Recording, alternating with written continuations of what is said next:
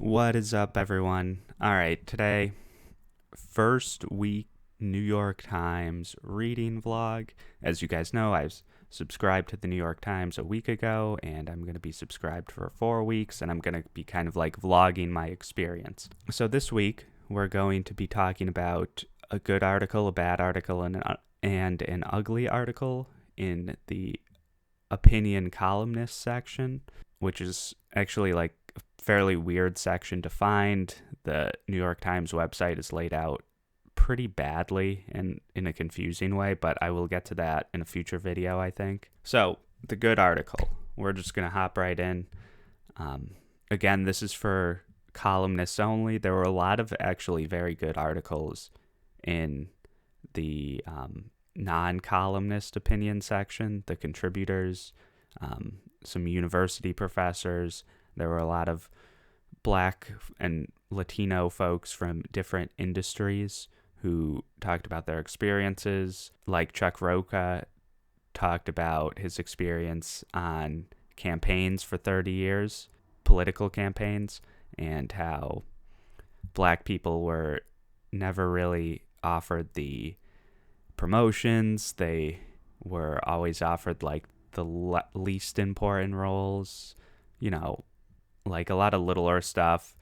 And that's just one example. There's like a food writer who was Black and who talked about her issues, and there were multiple others, and it was good to listen to all of those. But anyway, the good in terms of columnists, it's no surprise I'm picking a Jamal Bowie article. There were two that I could have picked, though. It was Beyond White Fragility article by Jamal Bowie and The Jobs We Need, which was by the editorial board. But yeah, anyway, Beyond White Fragility. So, White Fragility is a book. I think it's either 1 or 2 on the New York Times bestseller list right now.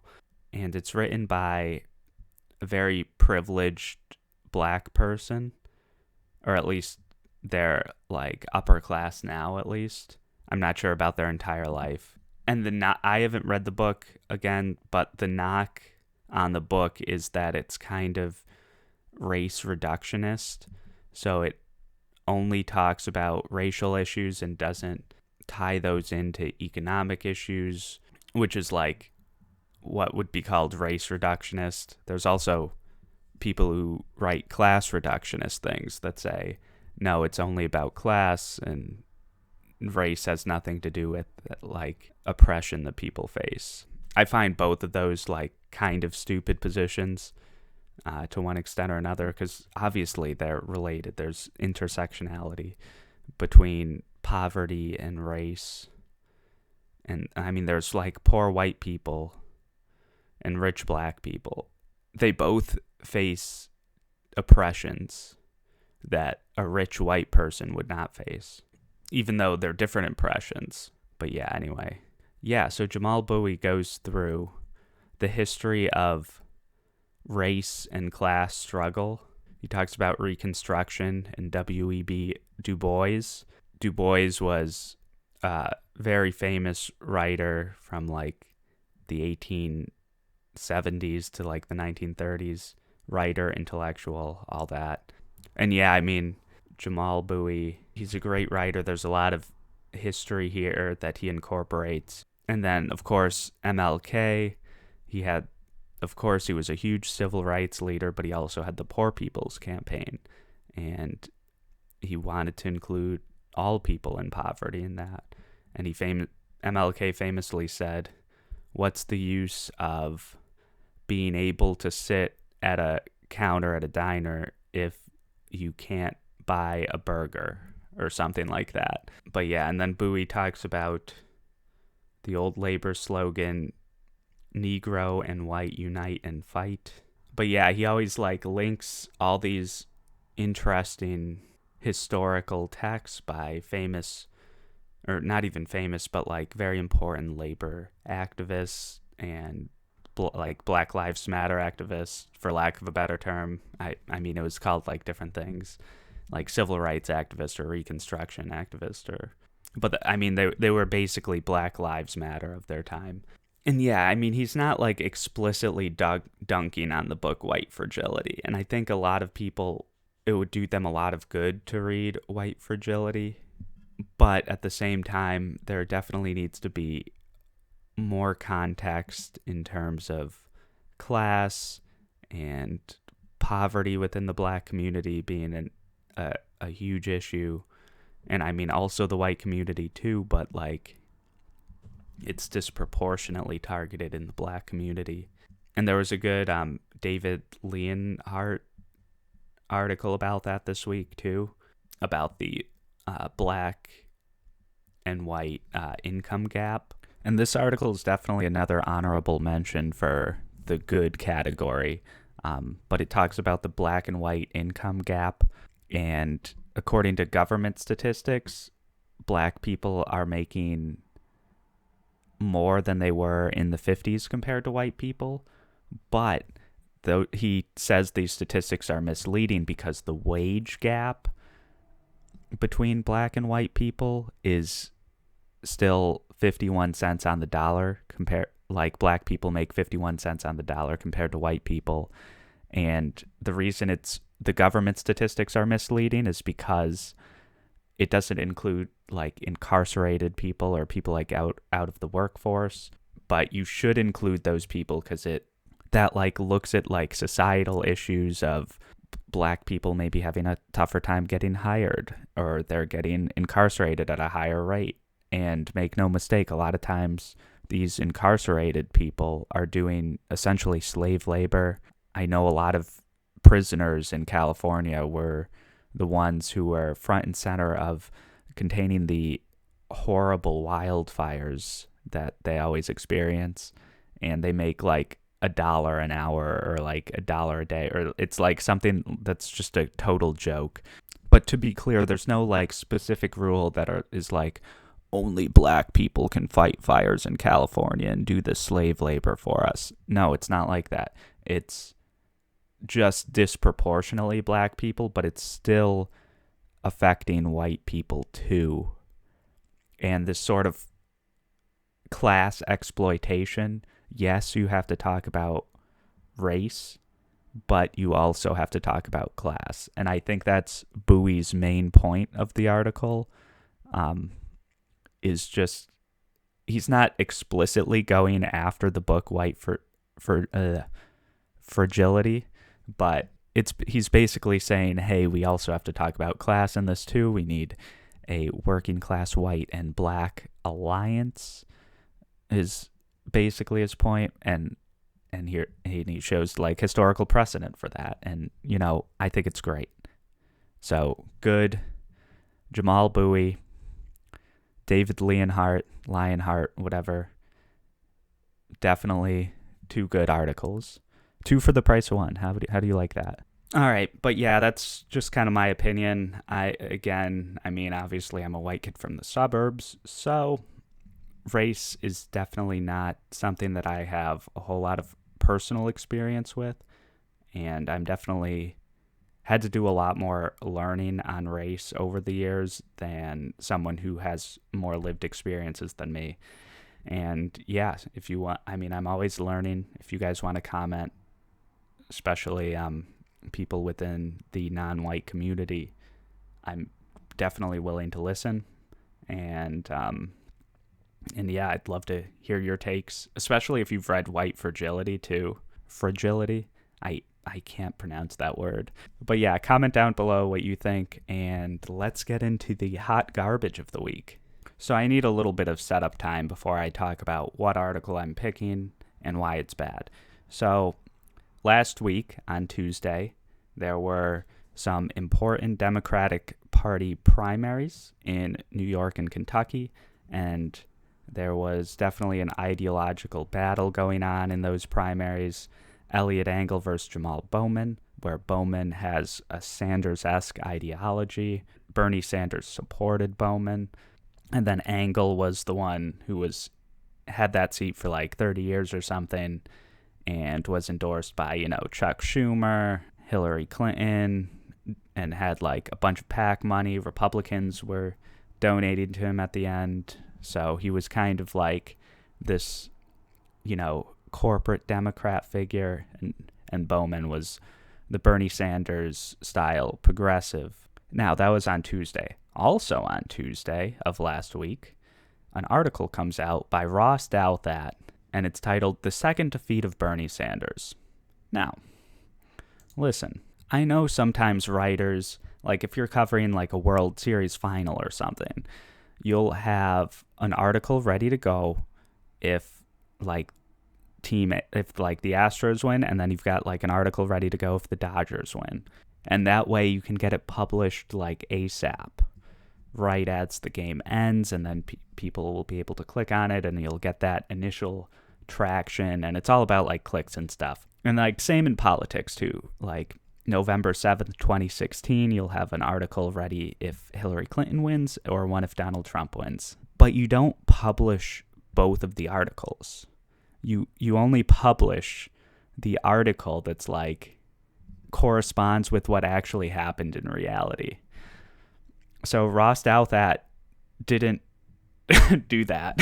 He published the article about like Bernie Sanders like losing this ideological battle or something the day of the primary. So we didn't know when he published it what happened with the voting in the primaries that were ideologically important. And it turns out the Bernie Sanders style Democrats did extraordinarily well. The Bowman race, the Kentucky Senate race, Montere Jones, there was one in Virginia as well that the progressive did well.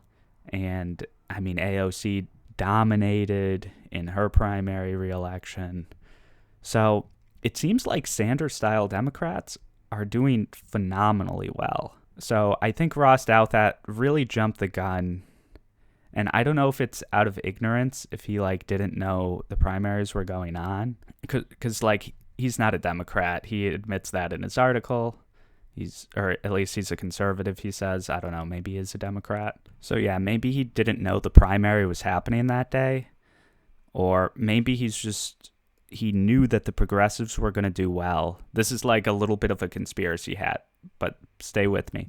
Maybe he knew the progressives were going to do well, but he still, since he's a conservative, he still wanted to take pot shots at Bernie Sanders because they're ideologically not aligned. So he's like, well, this will be my last chance because the progressives are about to get momentum, so we've got to undercut that some way, somehow. And I think my theory is somewhat backed up because the editorial board at the Times and its writers and opinion section more broadly published 0 articles. I don't remember it being mentioned of these progressive left Sanders-style victories, whether it's Bowman, AOC winning re-election, Montere Jones, Charles Booker right now. It looks like he's going to win at the time of me recording this in Kentucky. Yeah, so like if you only read the New York Times opinion section, like you really aren't based in reality. Nothing based in reality, just like this weird Ross Douthat article quoting smear merchants like Cindy Embers. And Cindy Embers is someone who's known for smearing Bernie Sanders and misreporting things while on the 2020 campaign trail. And she's been like strongly admonished by the campaign and has like very clear conflicts of interest. Definitely by far the worst and most discredited reporter who covered the Sanders campaign. Actually, I don't really think any of the reporters who followed his campaign got discredited at all other than Cindy Embers. So literally the worst person you can quote, I would say. But yeah, I mean, Ross, that's another example of him either actively trying to smear the campaign by using a source that he knows it has no problem smearing the Sanders movement, or it's just total ignorance and he doesn't know that Cindy Embers has been discredited as a reporter. And he due to his lack of following the left movement, he's like using Cindy Embers as like a credible source just out of his ignorance, or again, possibly because he is trying to put political points on the board or whatever. But yeah, to sum up, horrible timing. He looks foolish the next day. Horrible use of sources. Within the article, some of the things he says, I don't really have a problem with. But they're just very surface level points that literally anyone who has a high school education could make. And then interspersed with that are just a lot of pointless nonsense and poorly timed things about that literally aren't about things that are happening in the real world, like actual elections, the areas where the actual ideological battles are happening. So yeah, and just think, he could have written about something that materially influences people on a daily basis. Nope. Unfortunately, no. Wardrobe change again. Glasses on now. In this ugly segment, I'm going to highlight the just most useless of the useless articles section, and that's by Frank Bruni. And there was a decent amount of talk about the vice presidential pick that isn't even going to be happening within the next month. I think it's going to happen in early August, they said. So not even close to happening yet. I'm sure there's going to be 12 more vice presidential pick articles within the next few 6 weeks or whatever. There's already been plenty of vice presidential speculation. I'm super bored of it now. And yeah, Frank Bruni is making the case for Tammy Duckworth in the article, Biden's best Veep pick is obvious. And then the sub-headline, oh my God. The sub-headline is, she, more than anyone, can get under Trump's skin. This always frustrates me because this will be a theme for the rest of my video here. But getting under Trump's skin isn't a policy. And to the extent which that is important, it's I don't know, it's barely important.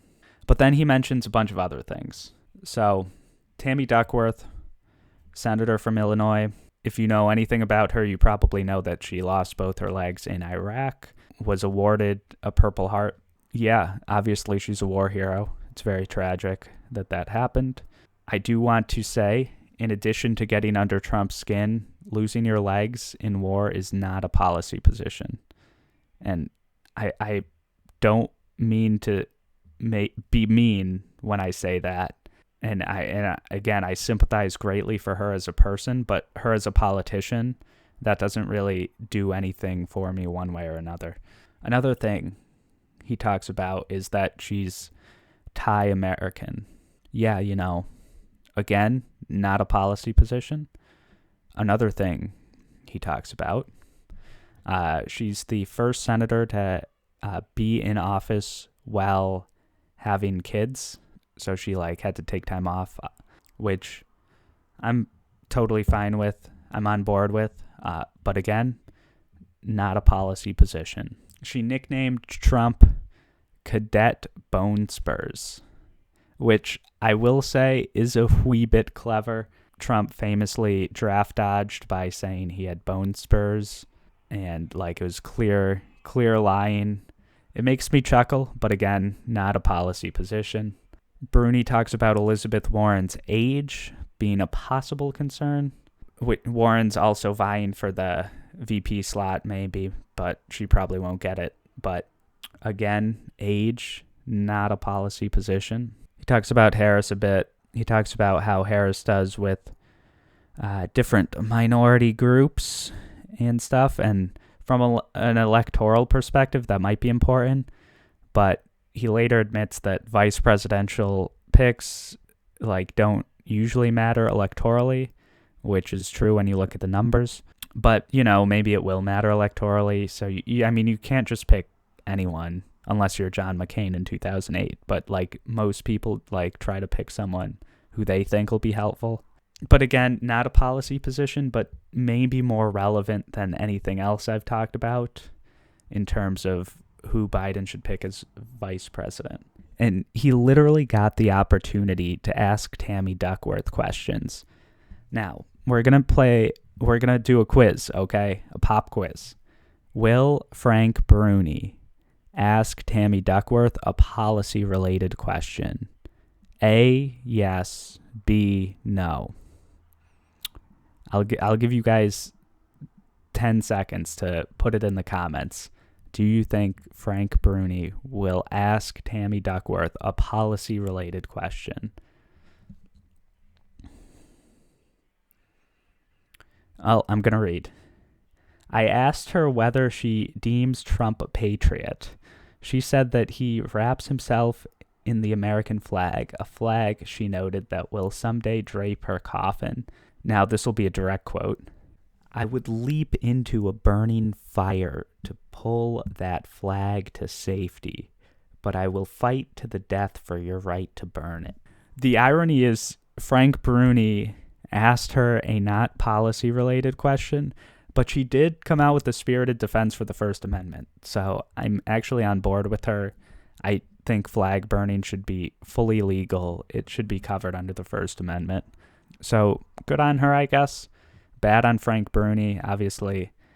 Very embarrassing not talking about policy. He does mention policy, and this is where it gets really ugly.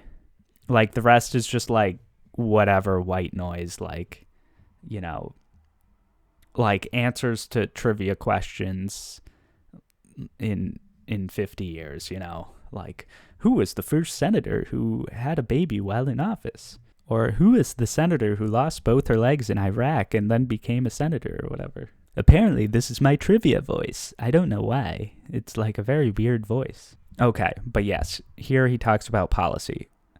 Quote, Duckworth is neither progressive idol nor progressive enemy. That partly reflects a low policy profile that's among her flaws as a running mate, but could actually work to her advantage, making her difficult to pigeonhole and open to interpretation. Now, she's been in Washington for 12 years. Having a low policy profile means you're not getting involved with your job, or at least not from a policy perspective. And to me, that's what politics should be all about, right? Like putting forward policies to help people. Bruni here is saying that no, she's not known for doing that. And it's a good thing that she's not known for doing that electorally. This over-obsession with electability is both silly, not helpful for regular people, and a lot of times doesn't work out in the end. In 2004, there were similar arguments made about John Kerry. He is a war hero, similar to Tammy Duckworth. And it's like, well, Republicans can't smear his war record, but Republicans have no shame, and they smeared John Kerry's war record. The only reason Tammy Duckworth's war record hasn't been smeared on a national stage is because she hasn't been picked for vice president yet. But hear me now, quote me later. If she does get picked as vice president candidate, then she will get smeared. And I think it's disgusting. I like already see the smears in my mind, like Biden is mentally disabled and this woman's physically disabled, right? Like, that's an introduction to my horrible Trump impression. But I mean, you guys know he's going to say that, and it's horrible, but that's what he's going to say. To be clear, I don't think that's a reason not to pick Tammy Duckworth. I think the biggest reason not to pick Tammy Duckworth is she hasn't been like doing like super policy related things, according to Frank Bruni. I admittedly, I haven't done a deep dive on her policy record or anything. And honestly, I should be in Frank Bruni's target audience, like theoretically at least. Like, I'm not super opinionated on who I think Biden should pick as vice president. I mean, if you gave me the option, I'd be like, yeah, Nina Turner. But like, he's not going to pick Nina Turner. I know that. So yeah, who should he pick? I mean, like, yeah, I mean, I could be convinced that maybe Tammy Duckworth, but Frank Bruni literally did nothing to convince me in this article. Like, does she care about the working class? I mean, I don't know about after reading this article. Will she materially help the lives of black and brown people in this country? I don't know. I have no idea. I'm sorry, there's a puppy outside and I'm distracted.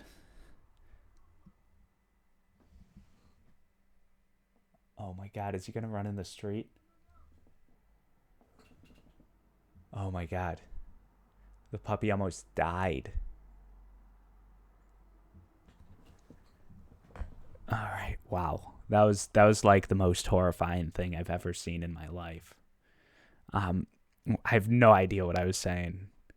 Yeah. Anyway, so but like another point, these endless articles about like the vice president and like who's going to get picked and like blah blah blah whatever. Like it's been going on for months. I think like 2 months ago I made a tweet and was like, can Biden just pick Amy Klobuchar as vice president already, just so we stop talking about all this? And not that I even wanted Amy Klobuchar, but I just like don't care. It's just like too much white noise, too much non-policy stuff. Amy Klobuchar is obviously not going to get picked now because she failed to prosecute the murder cop. I forget his name, but the one in Minneapolis who like knelt on George Floyd's neck or whatever. Yeah, while she was district attorney of that district. So obviously her career is pretty ruined. Although she'll probably just, be in the Senate for like another 20 years. That's like a ruined career. But yeah, anyway, that's everything. I'm going to give more general thoughts about the Times itself, what it is good at covering, what it is not good at covering in its opinion section, general thoughts about the website. I'll do that probably in a few days. I'll also... this is under a book. Hero of Ages will be reviewed. I'm done with it. Best book ever. But yeah, thank you for watching. Cooper the puppy is okay, everyone. So it's very good news. Like, comment, subscribe for more New York Times rants / praise from me. And yeah, see ya.